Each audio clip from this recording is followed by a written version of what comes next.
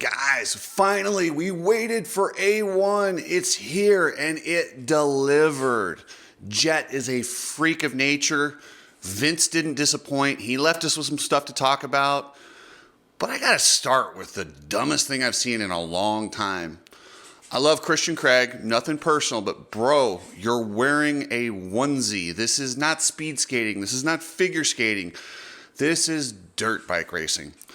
When I was out, obviously I don't have media credentials because Feld hates me. I'll get more into that later in the week. They mess with me a little bit, and I was like, really, you guys are such dicks. But I'm out in the pits, out in the parking lot before the night show, hanging out with some really cool people. I love it. They all had LBZ. Like, that's my generation, man. That's my people. We were hanging out.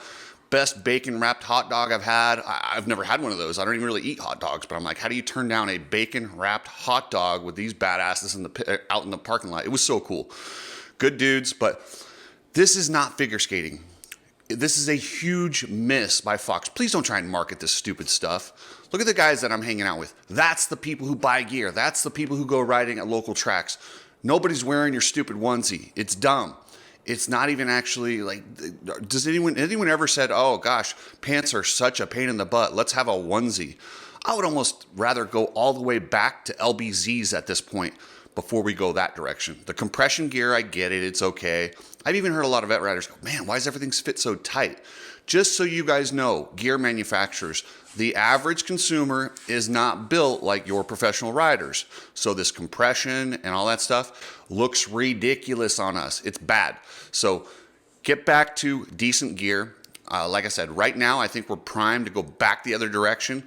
Maybe not all the way to LBZ style, but we need to loosen this stuff up just a little bit or change it. But do not do figure skating outfits. I don't want to see that in the sport. It's bad. So today I'm going to cover just the 450s. I'm not going to get into the 250s. I got a separate video. I got so much content, so many good things, and the mob was strong. Honestly, thank you guys. Everybody who yelled, said hi. I met more people than I can imagine. I love that you guys are paying attention, and I love that you guys are badass. And those of you who say Cooksey Mob is a dumb thing, no, it's not. It gives us a thing to just yell. It's fun. It's a fun thing to do. And Mob, I love you guys, and I appreciate the input, and I love it, man. I listen to you guys, so let's get into this thing. You need people like me so you can point your fucking fingers and say, that's the bad guy. Okay, let's start with the Lawrence brothers. Completely opposite sides of the spectrum. Jett comes out. And yes, he's a rookie, but it's weird because he's not like yes, this is technically his first Supercross, but it really isn't because he's the defending Super Motocross champion, which is pretty close to Supercross, but still, technically, he's the first rookie to ever win their first race. Dude, and the guy's a freak of nature. Watching him all day, he's so good. And yes, it's too soon to talk undefeated season, but I won't be shocked if we're talking that after about 10 rounds, because if these guys let him get a little bit of momentum, I don't know where else they go from this. The only guy who really looked like he was there to beat Jett was Cooper Webb. Cooper rode his ass off, and he looks like the type of guy who's mentally strong enough. He's not going to break, and he knows if I'm not as good as Jett, I will rough him up. He got a little aggressive with him in the heat race. He's there to win. He couldn't get around Anderson. Him and Anderson have their thing. And it was a great battle, and then he had that bad crash. I'm glad he's okay. I'm sure he's banged up, but at least it's not something that's going to have surgery, sit out. So anyway, good on Cooper Webb. Cooper Webb is back. This is the championship Cooper Webb, but the only problem is right now they're dealing with what could end up being the best rider Supercross has ever seen. I mean, he's coming in stronger than McGrath, Carmichael, Stewart, like all these names. Jett's already ahead of them in progression. None of those guys won their first race. Ricky took an entire 250 season to get dialed in. Stewart, same thing. He was winning, but he was throwing it away. McGrath came in his rookie season. He did good. He won 10 races and the championship. So Jett, he didn't win the first race. That is insane. It's crazy. To imagine that. And the way he was going through the sand section. So all day during the early practice and everything, everybody was going sand to inside. That was the line. All of a sudden, Jett just goes bombing through the sand, rails the outside, and drops a lap time in that first qualifying session that was like a second faster than everybody. Of course, they all saw it. They all started trying to do it, but nobody had the confidence and skill. It looked like Jett, it looks like his bike's faster and has more traction than everyone else. And we know that's not true, but that's how it looks. I mean, it's generational. I thought with 450s and how good all the talent is that we would never see this kind of domination again. Guess what, guys? We are seeing it, and he does things. It was funny. He almost tricked Anderson in that main event. Anderson's like, oh, if we weren't battling, I could have got with him. No, Jett allows you to stay that close. That's his game. It's something nobody else has ever done. Carmichael, Stewart, they all just took off. Jett just manages the risk, and he'll go, full bore if he has to, but if he doesn't have to, he won't. So Jett was just, I don't even know what else to say. I hope it doesn't get super boring, but at the same time, if it does, maybe we get one of those undefeated. Maybe that's, I don't know. He's generational. Hunter, on the other hand, man, I felt so bad for Hunter. And the joke going around was, there's two Hondas in that camp, one that crashes and one that doesn't, and they gave Hunter Chase's bike, the one that always crashes. I'm like, oh boy, it's kind of true. And maybe there is something wrong with that bike. And Jett is just so good, he can overcome it. He's that good. But that bike, and I don't know. And I felt so bad. Don't blame Vince Friese for that qualifying crash. Yeah, it was a bit aggressive when he dove in there and hit the brakes from the outside. But it's from the outside. And listen, that's my favorite takeout move, from the outside. Because you can say, I came from the outside. You jam the brakes, send someone over the high side, and you say, oh, well, people typically look at takeout moves from the inside. I love the ones from the outside. In high-speed sweeper turns, it's brutal. And, the only guys that really know what exactly happened, but anytime, so if Hunter's coming into that turn and there's a guy with a half a bike length on you, you got to check up. He didn't. He just assumed that this guy was going to stay out there and Vince Friese. He didn't. That's racing. Things like that happen in the first turn. Do not blast Friese. And guess what? He's not the one that rode like a turd in the LCQ. Maybe Hunter's hurt, but he rode horribly in that LCQ. I mean, he was lollygagging around until like the last lap, and then he went for it. But you can't do that. Maybe he was concussed. I'm not sure. I text, Myrtle to see how he's doing. I haven't heard back. I'm sure I couldn't imagine a weirder feeling to go back after Jett dominating, winning his first race, and then Hunter doing about as bad as he could without leaving with an injury and not qualifying. But he'll be back next week. And Hunter's going to be a top 5 guy. He's that good. He's speed all week. He just had a really, really bad weekend. Go to the Coach Rob store. Speaking of concussions, if I'm Hunter or any of these guys that hit their head, go to the Coach Rob store and get some concussion supplements. There are specific dietary things that can help you recover faster from a concussion. That's what I recommend these guys doing. So go check it out yourself, CoachRobStore.com.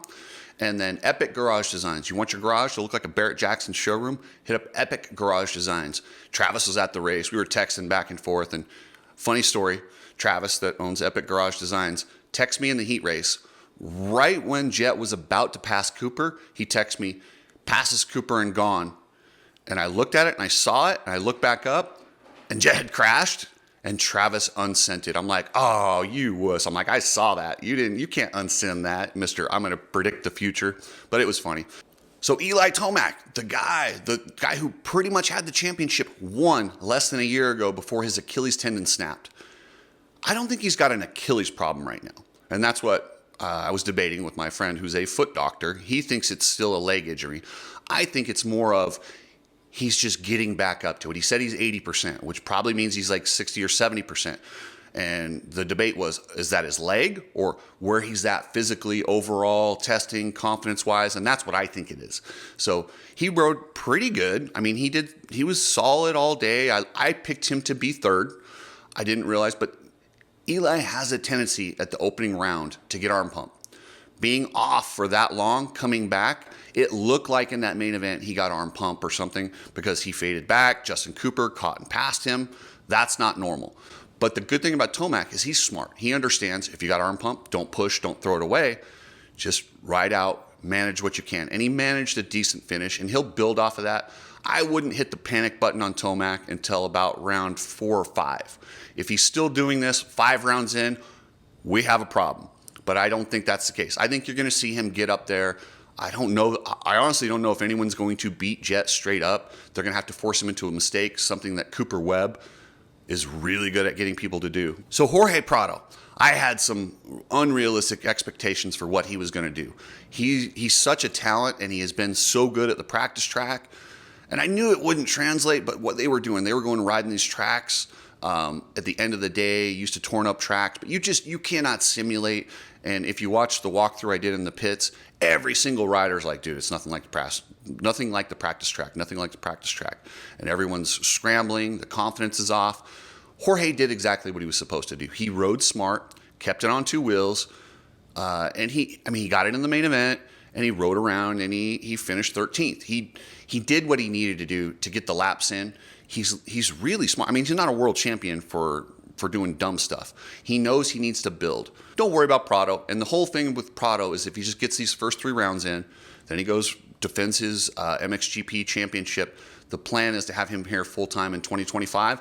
If you were there, you probably saw me walking around with Chris from Strapped. Chris, he took care of me, got tickets. Chris is such a good dude at Ride Strapped. Please head over to his website. If you need goggles, a shirt, this is one of the good dudes in this sport. Just grab something off there. I'd appreciate it. He's just a solid guy. So yeah, check out ridestrap.com.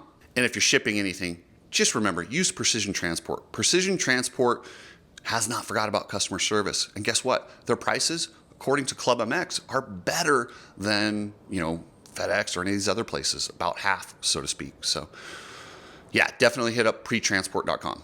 And now I want to talk about the fun stuff. For me, it's fun. For these guys, it's not fun.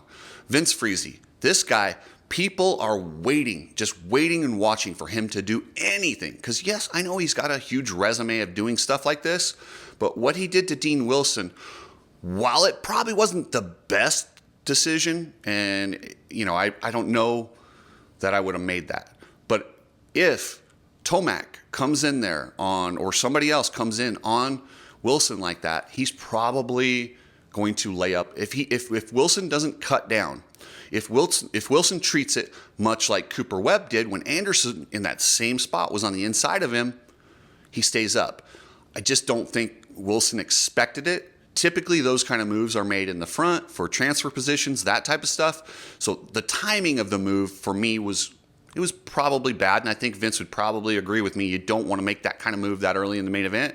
It's just not a good idea. I mean, you got 19 minutes and 1 lap to go, and you make a move that you would make towards the end of a race. There is timing when it comes to that type of stuff, but as far as the actual move itself, don't tell me you want him banned or anything like that. It wasn't that type of move. It just probably wasn't smart racing in the sense of the timing of that move.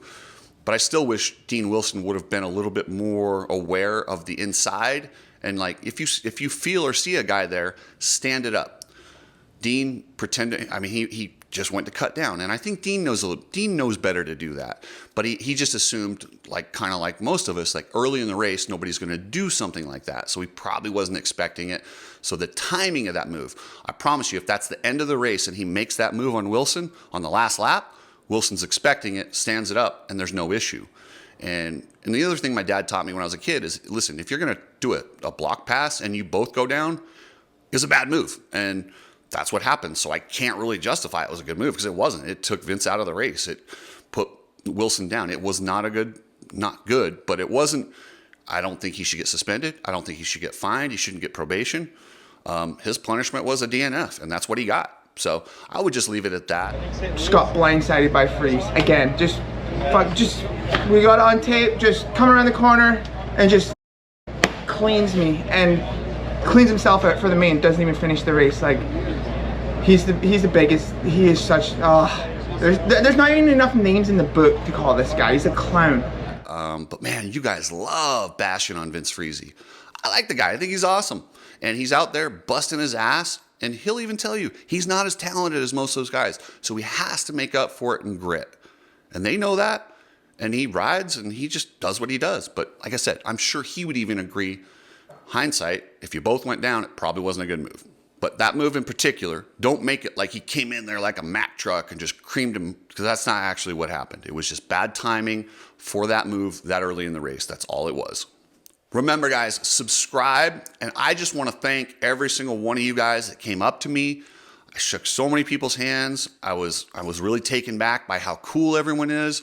Not one person looked at me negatively. And I love the guys out in the parking lot. You guys are great, man. LBZ, yeah. And I shared stories. It's so funny.